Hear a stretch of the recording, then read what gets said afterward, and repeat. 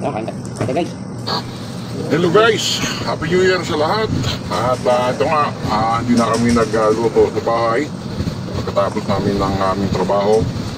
At ayun, nagkaiya na lang kami tatlo dahil wala na kaming ibang mga kasama.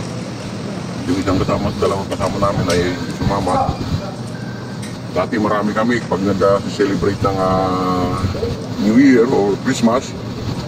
At ilan na lang kami natitira ngayon, yung iba nagsipag-exit na at mayroon naman nagbakasyon. Kaya ayun, tatlo na lang kami nag-celebrate ng aming New Year. Kalungkot man, yun talaga ang buhay ng isang OFW. Kaya nagalang talaga guys. At yun lang ang aming nakayanan. So napagpasyahan na lang namin na kami kumain sa labas. Sabi ko, huwag na magluto kasi pagod na rin sa trabaho. Kaya yun, sabi niya ng mga kasama ko, o sige, kaya na tayo sa labas. Kaya yun, guys, ito, kaya na lang kami kumain sa labas. Nakita niyo naman yung aming pagkain. Yan yung usong pagkain talaga dito sa Saudi, kabsa. Tsaka yung lechon manok. So, ang in-order ko dyan ay isang buong lechon manok at saka isang ay kalahating inihaw na manok. Yan ang in-order ko. At yun na nga, dito kasi may lamisa yan, tapos ilalagyan na lang ng plastic sa gitna at doon na ibubuhos yung pagkain. So yun, lagpang na kami, doon na kami magsasalo-salo sa pagkain. So mas parang na-enjoy namin na gano'n na lang aming pagkain at nasanay na rin kami rito sa ganung pamumuhay. At yun lang ang habit namin dito pag galing sa trabaho. Kain sa labas. Yun lang yung nagiging libangan namin, yung pinaka-routine namin sa pamamalagi sa bansang ito ng Saudi.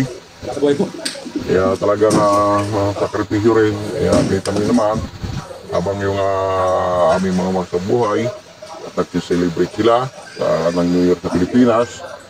Kami naman ay lumabas na lang kasi nakakaigit man. Joke lang.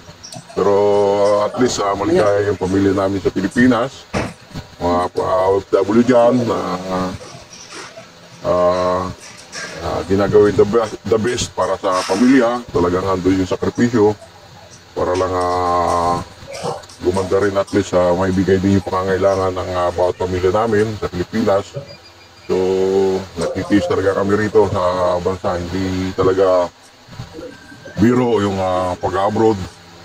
Akala ng iba ay pag nag-abroad ka ay naasiso ng buhay mo. Hindi po lahat. At saka talagang dito lang kagandahan lang kasi dito sa abroad ay continuous yung trabaho mo. At sortihan lang din sa mga nagiging company o establishment na napapasukan.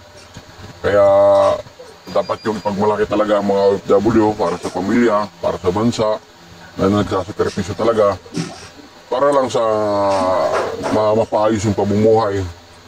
Kaya dapat talaga tayo magsikap, hindi lang dyan sa atin na sinasabing hindi natin kaya yan.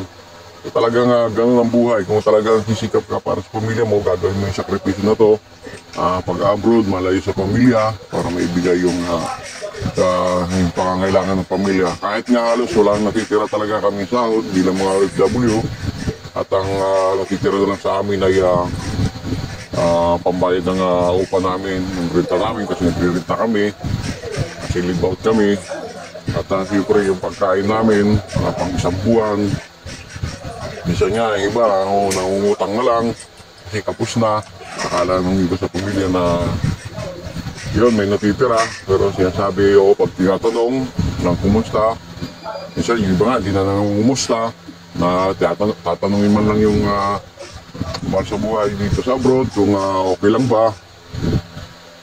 So yun, kung matindi yung sakripisyo, sasabihin na lang na okay lang dito kahit hindi naman talaga okay kasi ayaw din ipahalata sa Pilipinas na ganito yung buhay dito sa abroad. Pero ang mahalaga kasi gusto nga mapasaya yung pamilya, naibigay yung kahit paano, di man lahat naibigay yung pangangailangan, at least hindi ganun kahirap ang bawat pamilya. So guys, yun po yung aming ginawa na celebration man lang para sa amin. Labis na ito at thank you kay Lord dahil doon yung kalakasan na patuloy pinagkakalap sa amin. Yung pag-iingat na nagagampanan namin yung aming trabaho. Thank you Lord God dahil sa isang taon naman nakalipas at sa trabaho na company na pinagkalap sa amin na maayos naman. So yun, kaya boss din ang aking pasasalamat. Kahit tatlo lang kami, ay mapasaya man lang namin yung aming sarili sa pagkain man lang, yun lang. Baga yan, katapos na namin kausapin yung mga pamilya namin. Yan sa New Year kasi sa Pilipinas, nag-alas 12 na pasado. Dito naman sa ASA ay alas 7 naman pasado. So yun, kumain na lang kami. At yun na nga guys. At Happy New Year sa bawat isa. At naway higit tayong pagpalain itong 2024 na panibagong taon ating kaharapin. At huwag katakot kung anumang ating mga suliranin. Magtiwala lang sa Panginoon at lumapit sa Kanya. At manalig at manalangin na maging matagumpay ang bawat isa. So kailangan lang sipag at tiyaga. At syempre, huwag kalimutan yung tunay na pananampalataya dahil yun na nga sa Kanya po nagmumula ang lahat ng ating blessings.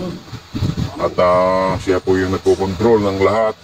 So yun guys, Happy New Year sa lahat. Keep safe, lagi tayong mag-iingat at pagpalain ng bawat isa sa mga darating pang mga taon. Happy New Year! Bye-bye!